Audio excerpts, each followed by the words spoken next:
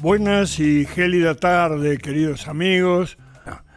Pero de todas maneras, el estudio se llena de calidez, en particular por el invitado que vamos a tener hoy, que aparte de ser amigo es un verdadero maestro y es un constitucionalista de nota que a su enorme producción acaba de agregarle una nueva, 2 tomos, publicados en la Universidad Nacional de Lanús, de la cual es docente. Y querido Jorge Cholvis, bienvenido. ¿En qué otras universidades también sos docente? Hola Pepe, qué gusto estar contigo y en este espacio. Nuestro. Estoy también en la Universidad Nacional de Avellaneda, la UNDAV, y en la Universidad Nacional del Oeste, allá por Merlo y Padua, ¿no es cierto? Sí, tenemos amigos que son docentes allí, entre ellos justamente un economista, pero me llamó poderosamente la atención, me interesa mucho porque justamente el constitucionalismo más en estos momentos. Yo recuerdo que un común amigo y recordado que era don Alberto González Arzac, casualmente mañana en el Congreso del 25 de mayo de hace 2 siglos, también se conmemora la participación de un Arzac, así que don Alberto viene del patriciado de los inicios de la República. Y junto con vos fueron los que se retiraron del mamarracho que hicieron en el 90, porque no quisieron ser partícipes ni poner la firma, tal como dijo Alberto, a los funerales de la República. Entonces contanos de estos últimos 2 libros que acabé de digo porque son recientes, ¿no? Sí. En realidad... Historia Argentina y Constitución. Se titula, ¿no? Argentina, Historia y Constitución. ¿Por qué? En realidad... los procesos políticos e históricos se van desarrollando y se reflejan en los ordenamientos jurídicos constitucionales. La Constitución es una estructura multiestructural, cultural, económica la base y jurídica institucional en el vértice, y no se puede llegar a analizar un texto constitucional sin recorrer los tramos de la historia y cómo se ha llegado a ese texto. Por eso yo vengo sosteniendo que en el tema constitucional hay genealogías y generaciones constitucionales. Las genealogías son cortes verticales en los procesos históricos que se reflejan en los distintos espacios. Por ejemplo, está la genealogía republicana, representativa y federal, que viene desde el proceso constitucional de América del Norte, y la genealogía monárquica, unitaria y parlamentaria que está en Europa. Por eso toda la formación de las constituciones escritas, que en realidad es el primer paso que inicia este constitucionalismo a fines del siglo XVIII, refleja la diferencia entre la Constitución real y la Constitución escrita. Esas genealogías constitucionales se reflejan en los distintos procesos históricos de los países, tal el caso en el nuestro, que lo comentamos, si es cierto, en esta semana de mayo. El texto escrito de las actas capitulares de mayo es el primer documento, pero luego se van reflejando en reglamentos, estatutos, la primera constitución de 1819, esa constitución de doble filo, aristocrática y con la puerta para una posible monarquía, y luego la de 1826 con otra concepción unitaria y demás. Por eso esas genealogías se van generando y desarrollando en los distintos procesos históricos, pero también hay generaciones constitucionales. Y Herrera decía que era un papelito la Constitución. Claro. Es decir, que no estuviera completamente consolidado el país que era la Confederación Argentina. Estamos hablando de Juan Manuel de Rosas. De Juan Manuel de Rosas, bueno, claro. Voy a hacer un párrafo especial. Dale, por favor. En realidad... y por favor, porque Alberto González Arzac, tuve la dicha de tenerlo como presidente del Instituto Juan Manuel de Rosas, un revisionista de larga data, verdaderamente. Sí. ¿No? Es muy importante, y creo que con Alberto lo hemos conversado varias veces. Sí, ya lo sé. Entonces, en realidad el concepto de constitución real se comienza a efectivizar después de mediados del siglo XIX. con una concepción conservadora por Edmund Burke, pero después, en 1863, a través de Ferdinand Lassalle, que también lo vamos a ver. Pero Rosas, en realidad, comienza a esbozar el concepto de Constitución Real mucho antes. La Carta de la Hacienda de Figueroa, sí, que es donde hablaba del cuadernito. El cuadernito, por pero eso, el papelito dije, ese cuadernito. Ahí está el concepto de Constitución escrita que se debe analizar teniendo muy en cuenta la estructura de la Constitución Real. Y esto hay que, brevemente, porque no lo podemos desarrollar en 2 minutos, esto hay que analizarlo y cotejarlo con la entrevista que le hicieron a Rosas en Southampton en 1872, en la cual él ya señalaba esta cuestión de que esa Constitución que se sancionó en 1853 no estaban dadas las condiciones, dado que ahora las vamos a desarrollar, dado que la separación de Buenos Aires, el tema de la guerra del Paraguay, y entonces ahí en esa entrevista profundiza el tema de la Constitución Real y la Constitución escrita. En fin, todo este aspecto del desarrollo del constitucionalismo es muy importante tenerlo en cuenta para analizar los hechos contemporáneos, ¿no es cierto? Y los conceptos que se han sostenido en función de desarrollar un país soberano y de un pueblo feliz. Eso lo desarrollás en esta obra. Así es. En esta obra... Sé que tiene patrocinio de la Universidad Nacional de Lanús, pero ¿quién la editó? El CID Editor. Ah, el CID Editor. El CID Editor. Sí, es una obra que pretendí desde la semana de mayo hasta nuestros tiempos desarrollar todo este tema constitucional. Este tema, por ejemplo, de la generación de constituciones que mencionaba recién. La generación de constituciones son tiempos históricos que van denotando la respuesta jurídica a esos tiempos. Las primeras constituciones, 1787 en Estados Unidos, luego en Europa, 1791, antes fue la Declaración de Derechos que la llevó Benjamin Franklin desde las colonias inglesas de América.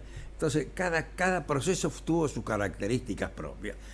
Ahí se pone en marcha la Constitución escrita, dado que esa lucha de los sectores de la burguesía en ascenso contra el feudalismo y demás, trataba de incorporar esos objetivos y esos derechos que instituían. Por eso es muy importante señalar la diferencia entre Constitución y Carta Magna. A ver. Las cartas magnas, o las cartas, eran instrumentos otorgados por los sectores dominantes, en el cual el pueblo no tenía participación. No, lo que había sucedido con la monarquía británica. Claro, eran cartas que otorgaban los sectores feudales o monárquicos, que el pueblo no tenía participación.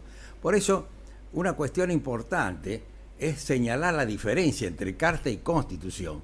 Y ello está reflejado en el propio preámbulo de la Constitución de los Estados Unidos, que comienza con estas 3 palabras: We the people, no el pueblo. Sí, We the American people. Claro, claro. Que, bueno, nuestro preámbulo es una copia de la Constitución nuestra, es una copia de la... Claro. Ahí copiaron bien, ¿no? Los representantes. Claro. Ahí copiaron bien, ¿no? Porque todo lo nuestro fue una copia. Es decir, no estoy diciendo que la producción argentina haya sido una copia, sino lo que se impuso encima del gobierno. Claro. Eso lo hablamos bastante con Fermín Chávez, ¿no? Otro amigo. Pero esto me lleva también a un tema de actualidad. A ver. Que erróneamente está citado por el presidente de la República. Es el pensamiento de Alberdi. Alberdi... ¿El presidente conoce el pensamiento de Alberdi? Creo que no. Ah. Por eso es menester señalarlo. Porque el pensamiento de Roca evidentemente no lo conoce, No. desde el momento que habla en contra del Estado, claro, y levanta a la figura que consolidó el moderno Estado argentino, ¿no? Claro. Pero perdón, sí. A Entonces, ver lo de Alberdi. Entonces, Alberdi. En ese periodo hubo 4 grandes pensadores: Alberdi, Mariano Fragueiro. Mariano Fragueiro, o sea, la Confederación. Claro, Mariano Pensamiento Fragueiro. económico de la Confederación. Claro, Sí. el Estatuto de Hacienda y Crédito. Exacto, era el pensamiento económico de la Pedro de Confederación. Ángelis. Ah, el Napolitano, que era el gran polígrafo del archivo americano. Claro, archivo americano. Que se publicaba en 13 idiomas. Claro, archivo americano. Y se leía en Estados Unidos. Así es. Entonces voy a comentar una anécdota. ¿Y cuál sería el cuarto? Bueno, Sarmiento también, pero Sarmiento reflejando directamente la jurisprudencia y la doctrina de Estados Unidos. Sí, del cual ella miraba porque había sido embajador allá. Por eso en esos tiempos se tiraban con libros. Sarmiento sacó un libro, Comentario de la Constitución de los Estados Unidos, y en la cual decía que prácticamente ya tenemos la doctrina y la jurisprudencia, que es la de los Estados Unidos. Y Alberdi le contestó con un libro, Estudio de la Constitución de 1853, donde señalaba las diferencias de interpretación y de concepto sobre el tema constitucional. Qué lindo este concepto que acaba de decir. En esa época se tiraban con libros.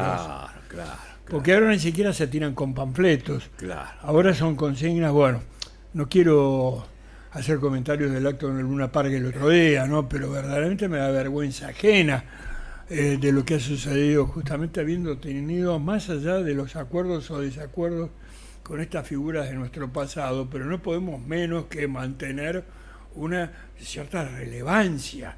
Estos hombres se jugaban, la sangre de ellos se la jugaban en la tinta, ¿no? Perdón. Claro. La anécdota que quisiera comentar es la siguiente. Se había puesto en marcha la Asamblea Constituyente de Santa Fe 1852-54. Alberdi ya había sacado su libro Bases y Puntos de Partida.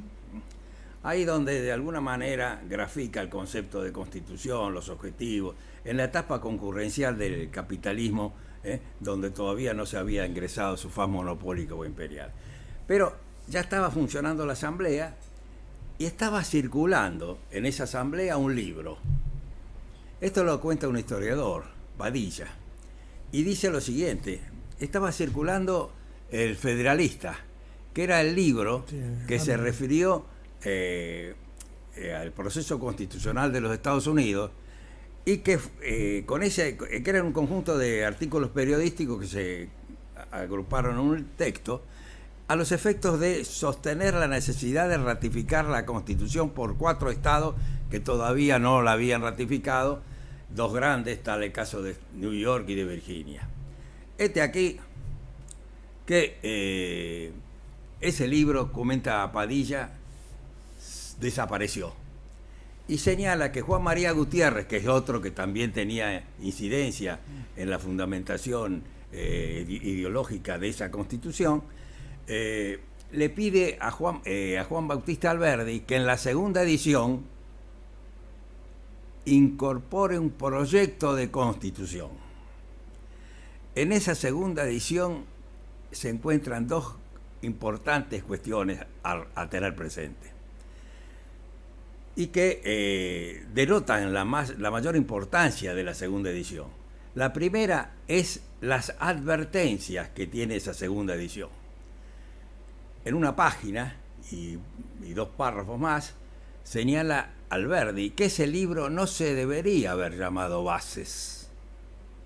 No. En realidad dice que ese libro se debería haber llamado Medios de Libertad, Orden y Engrandecimiento para las Repúblicas Americanas de Origen Español. Como lo consideraba muy pretencioso, lo llamó Bases.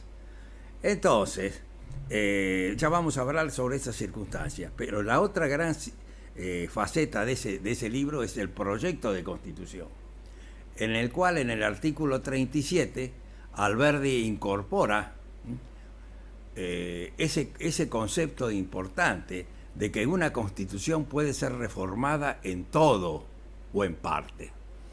Y a su vez, en esa norma señala, en la aclaración que hace en la nota a pie de página, por qué ese proyecto y aún nuestra Constitución vigente tiene el tema de la reforma constitucional al principio y no al final.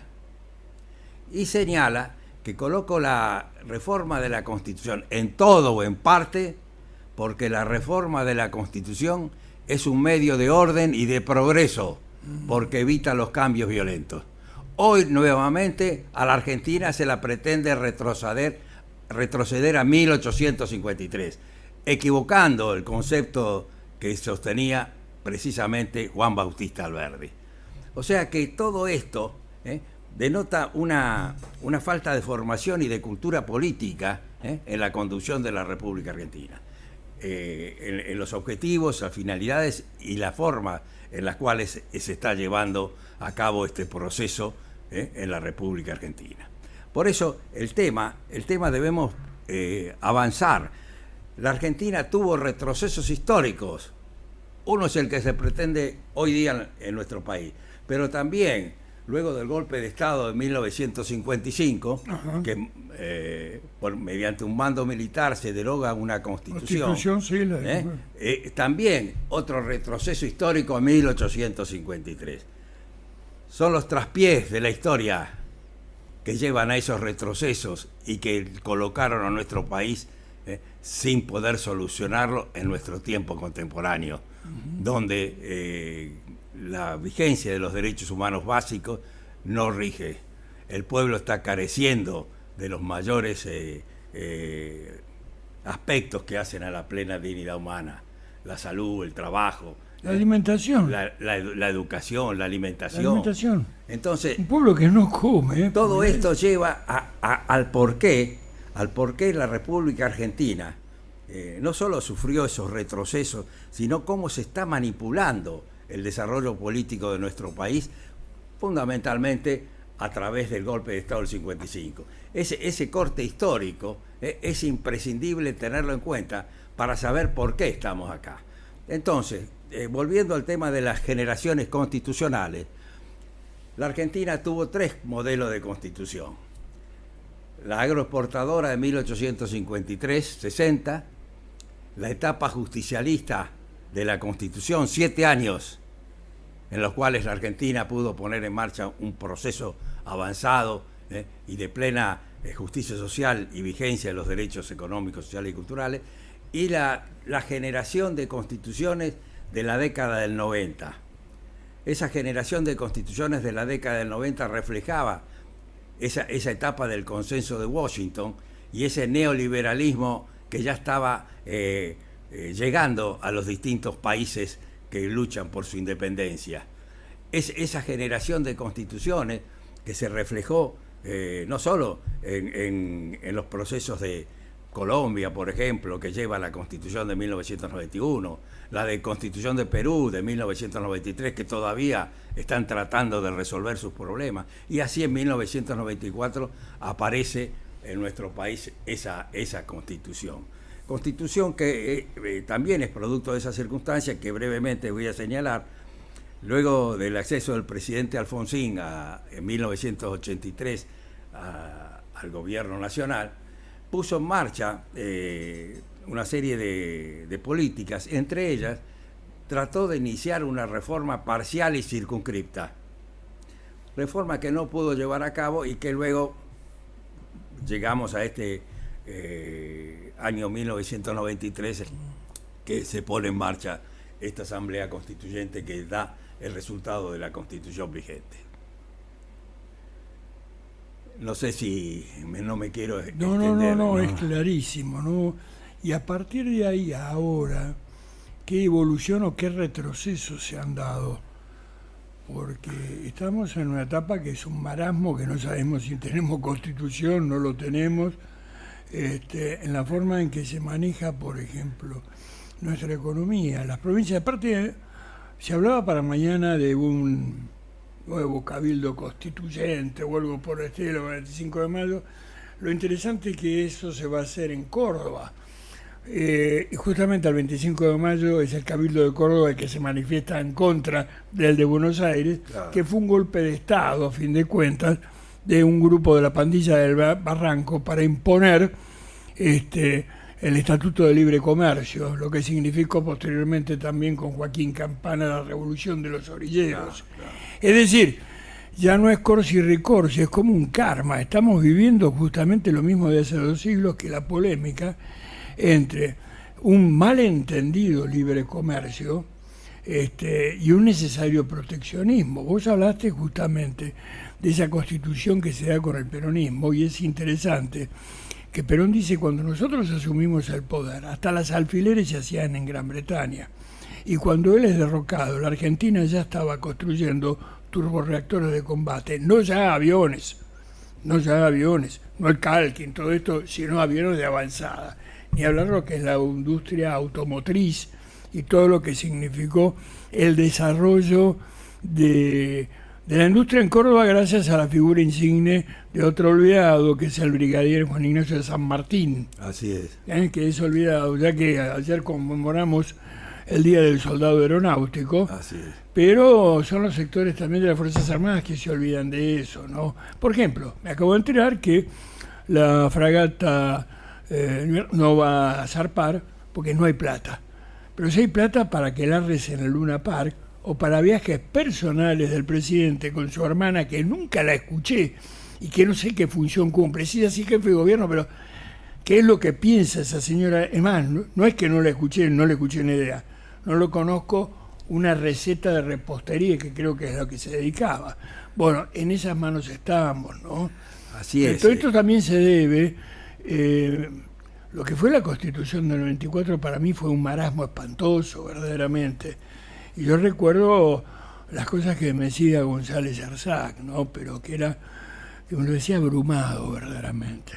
Así me dice: vos sos todavía medianamente joven, pero vos sabés lo que es llegar a mi edad. Bueno, sí lo entiendo ahora, que tengo los años por eso antes de llegar al análisis contemporáneo, sí, como bien señalas sí. vos, es imprescindible señalar las diferencias de los modelos constitucionales. Claro, eso es lo que me interesa. En realidad... que nos interesa, mejor dicho, a mí de los oyentes. Siguiendo el pensamiento de Alberdi, por eso la interpretación constitucional e histórica no puede dejar de lado aquellas circunstancias del desarrollo social y político y económico y cultural.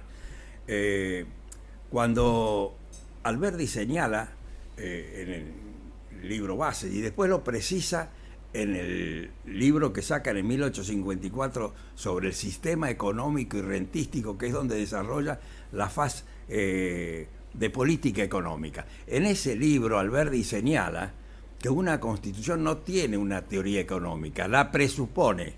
Lo que tiene son normas de política económica constitucional.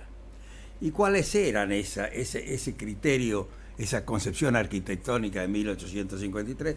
Y reflejar esos principios de igualdad, soberanía, libertad, en esa etapa concurrencial del capitalismo, en la que las personas venían, se radicaban, las empresas, no había ingresado su faz orgánica e imperial.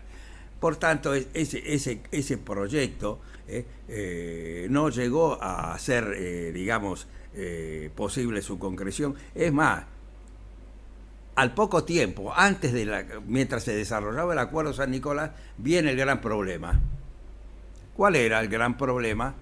Y un tema que también es actual hoy día. Urquiza, como director provisorio de la Confederación, sacó un decreto por el cual nacionalizaba las aduanas. Uh-huh. Y además de nacionalizar las aduanas, decía en el artículo 12 de ese capítulo, que los ingresos de la aduana se repartirán entre todas las provincias y con más énfasis en aquellas que más lo precisan. Bueno, eso llevó inmediatamente a que la provincia de Buenos Aires se separe. Vicente López y Planes, que era el gobernador de Buenos Aires, le dijeron venir para acá y le dan el golpe de Estado 11 de septiembre. Es decir, la estación 11 que tenemos acá en el Sarmiento es precisamente por ese golpe de Estado. Entonces, esa Constitución, al establecer unos medios de política económica que no se ajustaron a la realidad sociológica del país, fracasó. No solo por este hecho que he mencionado, sino la guerra del Paraguay, la transformación del capitalismo, ya en la octava década del siglo XIX, y ya la aparición del obrero, de la industria, de la cuestión social, no por casualidad. La primera encíclica social es Rerum Novarum, 15 de mayo de 1891. Ya la cosa no era como 1853, como hoy todavía nos quieren hacer volver. Entonces, ahí aparece un nuevo sector social y político que es imprescindible que también ese sector social y político esté a la altura de las circunstancias, que fue el que condujo el presidente luego Hipólito Yrigoyen, confrontando contra ese esquema de fraude y de entrega que la oligarquía estaba llevando a cabo, y que luego de la revolución de 1890 impulsa 2 levantamientos armados, 1893 y 1905, Sí. y que fueron derrotados. ¿Y qué hizo el presidente Irigoyen? No claudicó, llevó adelante la abstención revolucionaria, es decir, no hacer el juego al sistema oligárquico y digamos, y feudal que Y hegemónico. y entonces, que existía. y ahí viene otra instancia, donde la oligarquía, los sectores preclaros de la oligarquía, como se dice, se dieron cuenta que así la cosa no podía caminar. Esto hay que tenerlo en cuenta también para hoy. No podía caminar. ¿Y por qué? Porque sin la participación del pueblo, el sistema, por más fraudulento y oligárquico, no caminaba. Aparte, las circunstancias internacionales eran otras. Por eso es interesante ver, no hay un Alberdi. Hay varios Alberdi. Claro. Que dice la evolución del pensamiento de Alberdi, que fue muy bien analizada por un historiador, pero que es Luis Alberto Murray, en pro y contra de Alberdi. Claro. Bueno, la principal crítica a la guerra del Paraguay es el crimen de la guerra. Totalmente. Bienvenido, Fabián. Bueno, contanos ahora tu visita. Vos llegaste nuevamente hace poco a la Argentina. Estás residiendo en Salerno, ¿no? ¿Qué tal, Pepe? Muchas gracias por la invitación. Vos te casaste, con una italiana. Estoy casado con una chica italiana y estoy residiendo... Que se creyó que vos eras cura Villero y vos le hiciste todo el verso, eso te vestías de negro. Bueno, pues me acuerdo que también les bendijo los anillos el padre Pepe en el Villa de la Cárcova cuando ella estuvo acá. Y estás residiendo en Salerno, ¿no? Estoy residiendo, digamos, en la provincia de Salerno, a unos 20 kilómetros de la ciudad. Ajá. Y bueno, llegué la semana pasada, un poco por el tema de la Feria del Libro, que está en estos momentos desarrollándose ahí en la rural, como todos los años, y un poco, bueno, por algunas cuestiones personales que tengo que desarrollar aquí en Buenos Aires. Obvio, tu familia sigue acá. Lamentablemente la Feria del Libro no tuvo el menor apoyo de índole estatal. Lo que pasa es que el Estado es mala palabra, ¿no? Y fíjate vos qué interesante, le manguearon porque no hay plata, entre comillas, no hay plata, salvo para los viejecitos de Morondanga que hace 5.000 entradas para la presentación de su autobiografía, algo por el estilo que le iba a hacer este personaje peculiar, Nicolás Márquez, y su amigo Laje, ¿no? El secreto de la montaña, la extraña pareja. El salón estaba vacío. Es decir, si ellos no tenían entrada para darle a sus seguidores, nadie pagaba una entrada, ¿no? Bueno, así paga el diablo, digo, porque no dieron el menor apoyo. Es más, hay un personaje femenino, que es bastante bonita por otra parte, que es la diputada Lía Lemoines, que dijo que la Feria del Libro era un proyecto gramsciano, de guerra cultural, una pelotudez así. Pero lo peor de todo, y digo pelotudez porque yo considero que esto fue directamente una provocación. Una provocación nombrar a una mujer que dice que es terraplanista, que la Tierra es plana, al frente de la Comisión de Ciencia y Tecnología. Entonces la Argentina tiene 5 premios Nobel, todos de la universidad pública, no estatal, la universidad pública, son 2 cosas diferentes, y sin embargo esta señora dice que 11.000 becarios del CONICET es mucho. Bueno, cuando ellos deben tener 20.000 troles, bien pagaditos por otra parte. Sí. No, digo, el micrófono es tuyo, discúlpame. Lamentablemente la Argentina tiene muchas contradicciones, ¿no?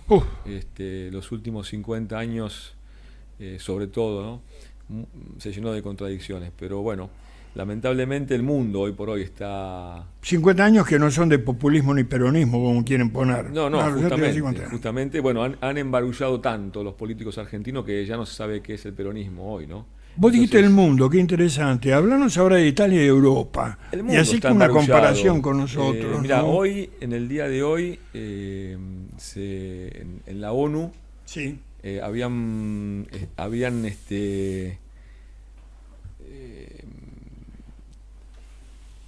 dieron votación el ingreso de Palestina. Sí. Bueno, 143 votos a favor, 9 en contra, obviamente sabemos quiénes son los en contra, y 25 abstenciones. Dentro de esas abstenciones está Italia, lamentablemente. Italia... ¿A quién lo atribuís?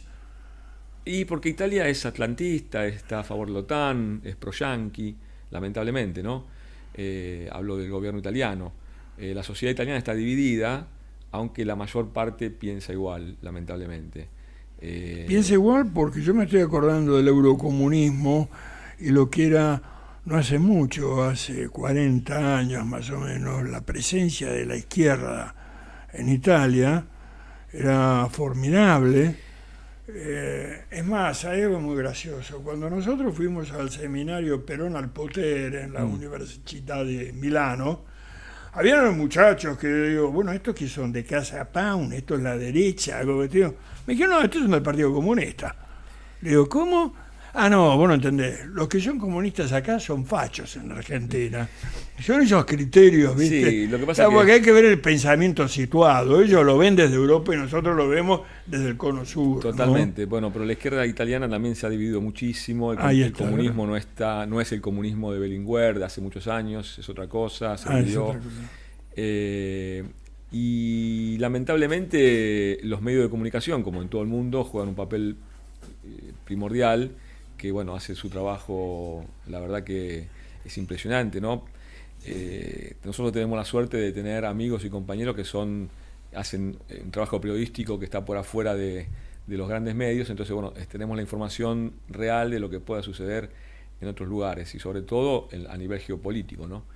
Este es un tema muy complejo que la sociedad argentina quizás no está al tanto. Obviamente la sociedad argentina hoy por hoy tiene la problemática de la cotidianidad, ¿no? El día a día, los aumentos, el poder comer, eso es fundamental y es lo más importante, pero a nivel geopolítico mucha gente no se da cuenta que este gobierno nos está llevando al desastre, ¿no?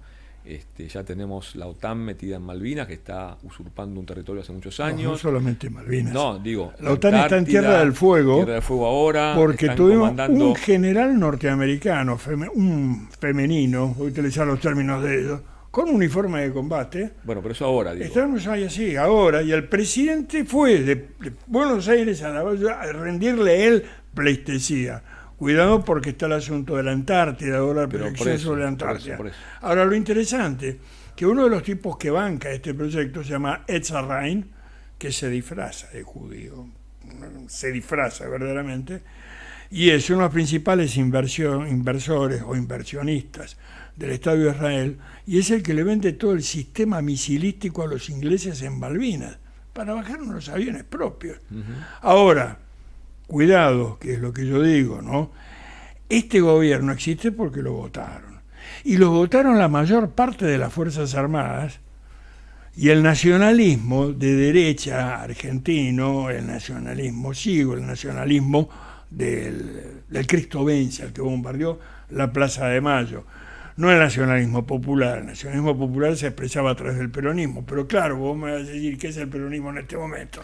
Y es otra incógnita, bueno, ¿viste? Justamente tampoco hay un problema también de autocrítica, ¿no? Nuestra sociedad no es autocrítica y los gobiernos anteriores también han hecho mucho desastre, ¿no? Hay una problemática muy profunda. Mira, yo recuerdo Fermín Chávez, yo era muy chiquito, hace muchos años, él me hablaba, como gran peronista que fue Fermín, me hablaba de la infiltración de la socialdemocracia dentro del peronismo, ¿no? Hace muchos años de esto. Y bueno, y vos fíjate que la historia le fue dando razón, y cómo fueron diseñando este peronismo que no se sabe qué es, de tal manera que bueno, que destruyeron justamente esa ideología, esa pasión que es el peronismo, esa revolución que armó Perón, y que hoy por hoy no se sabe qué es, nadie nos representa, porque nadie representa el peronismo. ¿Dónde está el PJ? ¿Qué hizo el PJ en todos estos años como partido? No más, yo acabo de escuchar, porque lo vi en televisión y después lo leí, las declaraciones del gobernador, entre comillas, peronista, de Tucumán. Pero la pucha está a la derecha de Venegas Lynch. Estoy hablando del sentido que le damos a la derecha en la Argentina, es decir, no es la derecha italiana, que es otra cosa. La derecha argentina es el gorilismo, es la continuación del mitromarxismo. Es mitrista, es liberal, aquello. y que apoya este gobierno de analfabetos, uno que empezó a hablar, bueno, porque estamos en el pacto Roca-Rummelsman, y este muchacho lo que no tenía en cuenta, que Julio Argentino Roca es una cosa, y que Julito Roca, el que hizo el pacto Roca-Rummelsman, es el hijo, no tiene nada que ver. Entonces, los que se dicen anarcocapitalistas, que hablan en contra del Estado, porque si le saca guita al Estado fugándola, sos un héroe. Después nos agarra la FIFA a nosotros, ¿no? Sí. Bueno, acá no. Te hablan de Julio Argentino Roca. ¿Por qué? Porque reivindican que rompieron relaciones, ellos creen que fue con Bergoglio. No, rompieron relaciones con el Estado Vaticano, pero por otra razón, que era la ley 1420, etcétera, etcétera.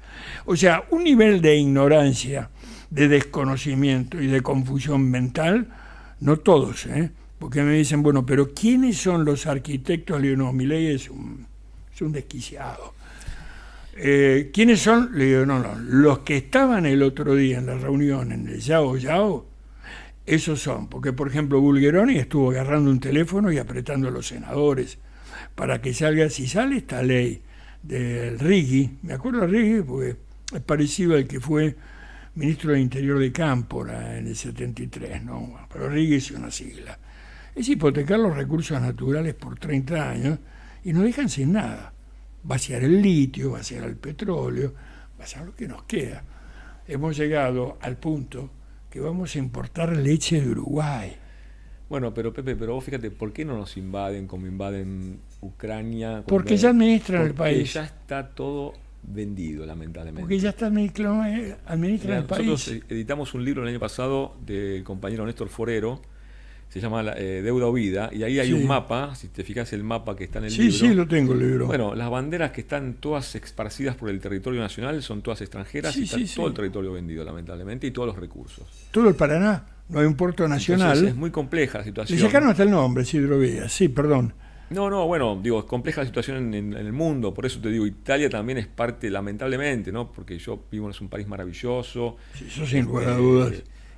Pero sus gobiernos, por lo menos los actuales y varios anteriores, están a favor de todo lo que es esto de atlantismo. Bueno, la sociedad se está quejando mucho porque siguen erogando dinero para las armas que hay que mandar a Ucrania, y bueno, Italia también no es un paraíso hoy por hoy, está sufriendo algunas consecuencias. Italia está financiando por Interpol a través de la OTAN las armas de... Por supuesto. Claro, eso a los OTAN no les debe caer muy bien. Y no, porque ya tampoco está tan bien la situación cotidiana. Sí, tampoco, pero aún ¿no? así me dijiste el otro día que llegaste acá que es más barato comer en Italia, que se come muy bien por otra parte, que acá en Argentina. Bueno, lo que pasa es que acá estamos, lamentablemente, y con todo dolor también, tengo que decir que estamos muy mal.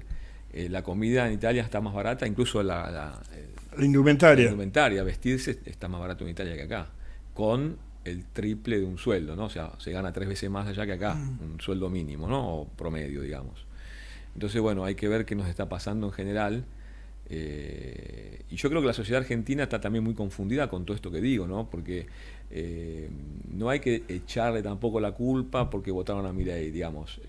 No, desde luego. Porque también lo que está pasando acá que es... Milei es una consecuencia Exactamente. de un proceso que es el que hay que analizar.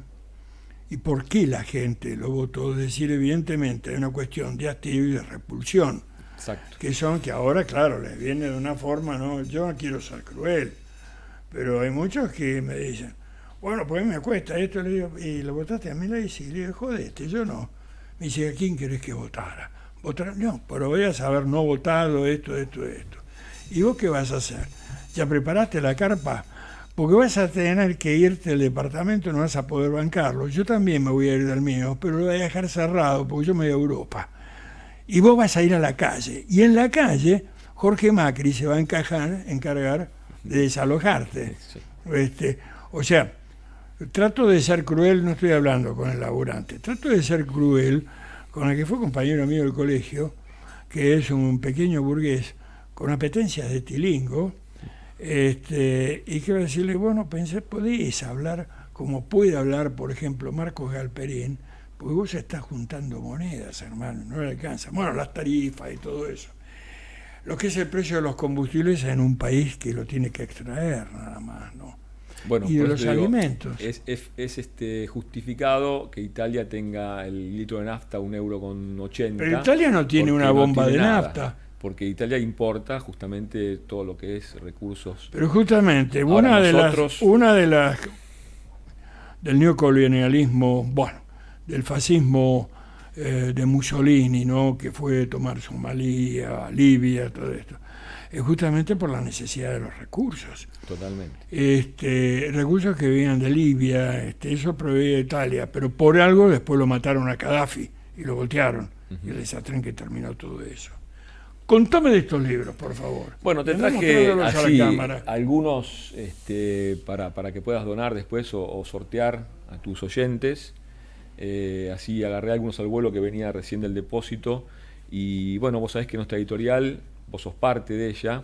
Es una editorial que nació hace 22 años con el compañero, amigo, maestro Fermín Chávez, Sí. y a partir de ahí para acá tenemos ya más de 350 títulos publicados, todos Vas en a la línea. participar en el homenaje al natalicio, ¿no? O no Sí, sé si vas a estar. no voy a estar presente, pero estoy participando, sí. Bueno, pero estás en la placa. Estoy en la placa, sí, estoy participando. Digamos, Sí. si no lo voy a hacer. Bueno, a partir de ahí te decías, más de 350 títulos editados en 22 años, todos en la línea del pensamiento nacional.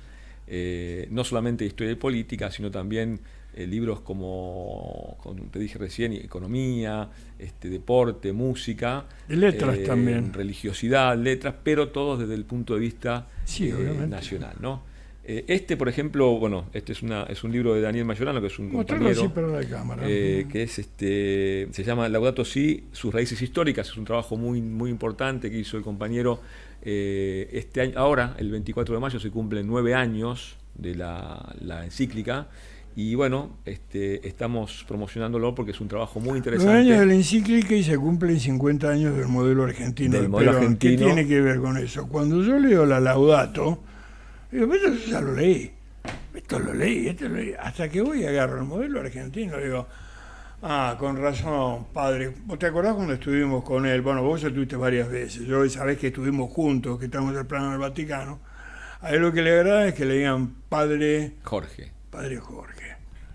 Que había un loco atrás que gritaba Francisco y estaba musculosa, y Francisco se asoma encima a mí y dice, te viniste con la musculosa, macho, y estaban los dos guardias suizos así. Eso solamente lo puede hacer un argentino. Yo casi me caigo de espalda.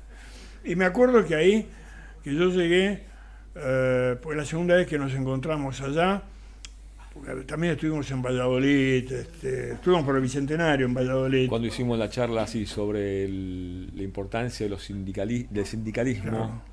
Y el trabajo. Claro, porque me acuerdo que una de las docentes de Valladolid decía, pero ¿y eso qué? No. Pero Perón escribía. Y yo le dije, las obras completas de Perón es el estante de una biblioteca. Sí. No lo sabían eso. Sí, Pero no lo sabían no por mala fe. Pero que voy, que justamente yo ese segundo viaje me fui con un bolso de mano, un cepillo de dientes y 2 calzoncillos. Porque todas las pilchas me las compré allá. Y no es que fui a las ferias específicas, que también en las ferias se compra muy buena ropa y a muy buen precio. Estaba más barato Vía Condotti o Vía del Corso que acá.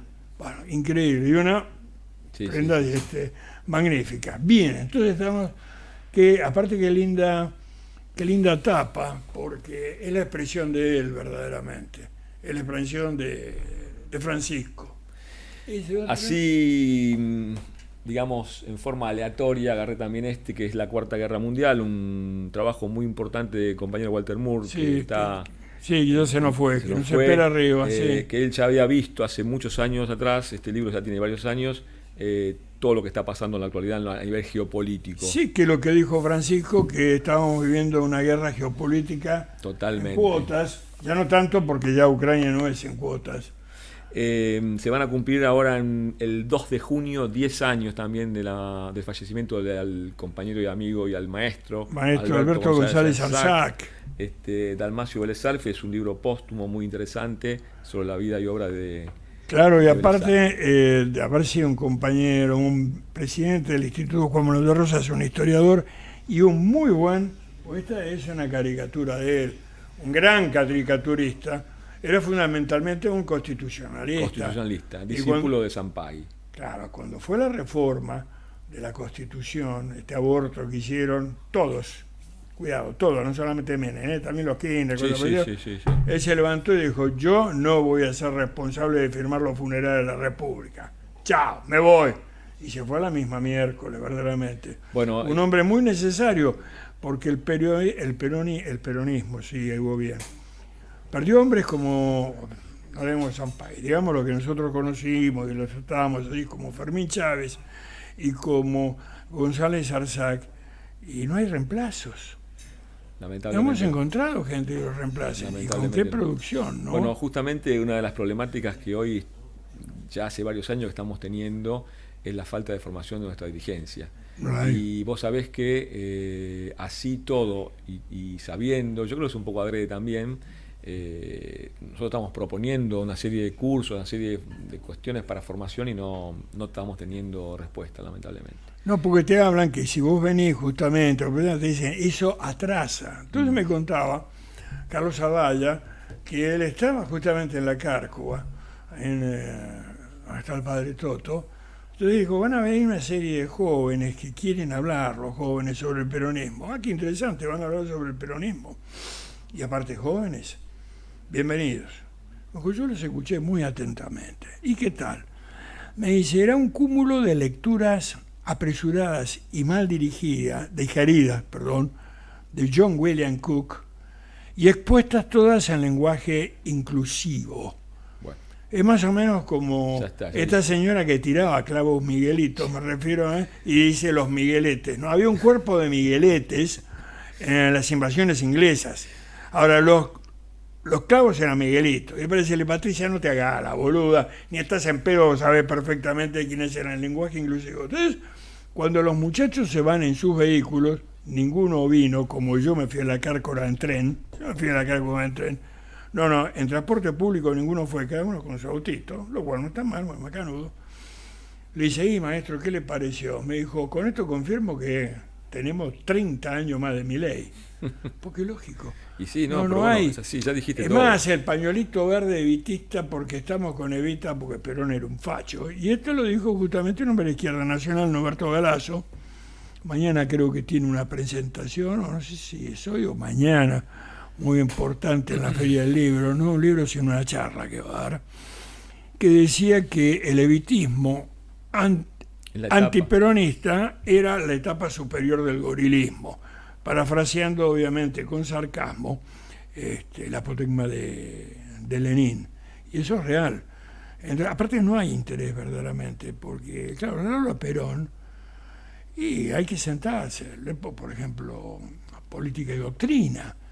En fin. Bueno, yo te traje acá justamente otro que se llama Repensar a Perón, que este libro es un trabajo muy interesante, es una recopilación de artículos y discursos de Perón a nivel geopolítico internacional. Ese lo tenemos en el compañero Paulo Ares y compañero Miguel Barrios, que hicieron este trabajo. Miguel Ángel Barrios, la recopilación de este trabajo.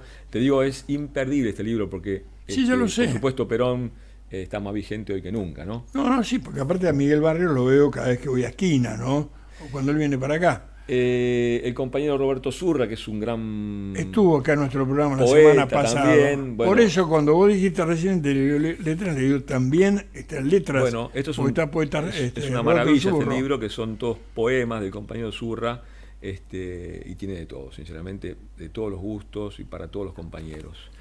Y también un trabajo de mucha vigencia y mucha actualidad de Horacio Chitarroni, se llama Antagonismos Sociales e Inflación en Argentina. Está hecho hace unos años, pero también tiene una vigencia impresionante. Pero tiene vigencia. Porque esto lamentablemente... Porque fíjate vos el título, Antagonismos Sociales e Inflación en Argentina. Inflación en Argentina, parece escrito ayer. Sí. Bueno, y por supuesto después un montón, yo esto lo agarré así un poco a las apuradas que venía a tu programa te repito, para que puedas porque sortearlo. Vamos a hacer un sorteo. Pero hay 350 títulos, muchos compañeros, Víctor Lupo, Pablo Hernández, Pablo Vázquez. No, aparte las obras de Perón prácticamente estamos completas. Ahora, agregamos 2 libros más, a los 34 que teníamos le agregamos 2 más, la colección ahora tiene 36, le agregué toponimia de etimología patagónica araucana, y hicimos una recopilación de los discursos del 17 de octubre, incluido el del 45, con unos testimonianzas finales. Así que está muy, muy interesante también. No, y esa toponimia patagónica de etimología araucana es bastante interesante porque, por ejemplo, ahí encuentro Cariló.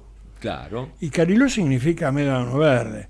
No, digo para todos los libertarios y libertarias que van a boludear a Cariló, a hacerse los paquetes. No, ustedes están en una localidad de nombre mapuche. Exacto. ¿Por qué? Porque nosotros reivindicamos las culturas preexistentes. Y es interesante porque, por ejemplo, el biógrafo de Milei, que lo prueba Nicolás Márquez, es un tipo que tiene una posición absolutamente etnicista, en el sentido de la Argentina es un país blanco, sí, pero para la mano. Es un país blanco, pero también medio marroncito, y acá somos una mezcla de varios lados. Por supuesto. De varios lados. Es decir, es lo que siempre decimos, por algo Bergoglio quería decretar a la Argentina, específicamente a Buenos Aires capital, del diálogo interreligioso, donde judíos y árabes no solamente se casan entre sí, sino que hacen negocios en común. Porque el propio Sofovich, después de los atentados a la embajada, dijo: yo le voy a pedir a los viejos judíos y a los viejos árabes que por favor mantengan la calma. Y es verdad, no hubo ningún enfrentamiento entre comunidades, pero este hombre, juntándose con la bandera de Israel, no es la bandera argentina, es Márquez con la bandera norteamericana, es este operador político que para mí no es un colega ni un periodista, Feynman, con la bandera de Israel acá. No, paremos la mano, vos estás en un medio público. Y en medio público la única bandera que hay es la bandera argentina. Después en tu casa poné la que vos quieras. Bueno, pero no es inocente eso. No es inocente haberlo reemplazado a Rosas por un guanaco en los billetes. No es nada, estos tipos no dan puntadas sin hilo. Y los que están detrás de esto son uno que ahora está tecleando un poco, que es Toto Caputo, porque la timba no le salió muy bien, vamos a ver quién lo reemplaza. Y hablan de esta señora Mondino, que es una máquina de decir barbaridad. Ella es una canciller y sin embargo dice cualquier pelotudez de otros temas. Por ejemplo, ¿para qué piden aumento de los jubilados si se van a morir? O decirle a un periodista de confesa identidad, más, él está casado igualitariamente con otro hombre, dijo: no, yo no estoy en contra del matrimonio igualitario, lo mismo que tengas piojos. Ahora, si después te dicen piojosos, es decir, fíjate vos, el coitado inconsciente es, si vos tenés determinada identidad sexual, vos sos un sucio, vos sos piojoso, pero lo dice libremente, no se dan cuenta. Llega un momento y digo, pero claro, porque es la impunidad total verdaderamente. Nosotros somos el poder, podemos decir lo que se nos canta. Bueno, vamos a ver esto hasta cuándo lo aguanta la gente, ¿no? Verdaderamente. Porque en otro país del mundo, un ministro que dice una cosa así, tiene un problema. Sobre todo en Europa. ¿Un país del mundo o un presidente que habla con los perros muertos? Yo creo bueno, ese ya es un caso de un desvarío mental. Ahora, alguien que dice: si vos sos puto, sos un roñoso, porque está diciendo eso, anda a meterte con los finocchios en Italia. No, tú sei pazzo, no se mete nadie. O en Inglaterra, mamita querida, bueno, en toda Europa. Entonces ellos dicen integrar el primer mundo y tienen estas cuestiones que son prácticamente tribales. Son tribales. ¿Cómo ves entonces vos la situación europea en este momento, de aquí en más, y la Argentina? Bueno, la relación entre Europa y Argentina fue siempre una muy buena relación, sobre todo con España y con Italia, que son nuestros dos primeros. Argentina tiene el 60% de la población, somos descendientes de italianos, sí. Y el segundo país es España, ¿no?, en cuanto a descendencia. Pero bueno, tenemos muy buena relación en general con todos los países de Europa. En Italia a mí me decían: la Argentina, un país fatto per gli italiani. Entonces yo les decía adrede, ¿no?, que éramos más antiguos que ellos, porque me decían: ma tu sei pazzo. Y me empezaron a hablar del Imperio Romano, que esto y aquello. Le digo: perdón, ¿ustedes en qué año se unificaron como Italia? Pues nosotros nos declaramos en 1816 independientes. Y el Imperio Romano, y el Imperio Incaico del norte nuestro. Pero después eran bromas y ellos se dan cuenta que eran bromas. Pero cuando ellos decían que era un país hecho por los italianos, es real. Y sí que es real. Porque vos y yo nos fuimos a Costa d'Oneglia. Sí. ¿Y qué es Costa d'Oneglia? Es maravilloso. Eso que yo descubrí ese tema, la verdad que es maravilloso. Bueno, Costa d'Oneglia es el pueblo del papá de nuestro héroe Manuel Belgrano. De Manuel Belgrano, exactamente. Y vos estuviste en la fiesta, es maravilloso. No, pero digo que es uno de los constructores de la Argentina, es italiano. Y nos olvidamos de Castelli, el primo, que también era italiano. ¿Quién? Castelli. Sí, pero aparte nos olvidamos de los Caballero Pigafetta. Caballero, Bueno, no, pero hay muchos, claro. No, los primeros navegantes. Cuidado, quienes fundaron el fuerte de San Espíritu. Hay mucho, en esa época. Sebastián Gagosto. En esa época hay mucho. No, perdón, vamos a hablar de gran polígrafo, ya que estamos hablando de escritores. Pedro de Angelis, con Rosa. Que lo trajo Rivadavia y después fue. Sí, pero después fue federal y se tuvo que ir. Fue gran. El creador del archivo americano. Exactamente. Sí, Napolitano. Napolitano, exactamente, discípulo de Quesniga, estábamos Filangieri. Gracias a vos. Muchísimas gracias, queridos amigos. Nos vemos el viernes que viene. Así que será hasta el viernes que viene y que tengan un excelente fin de semana.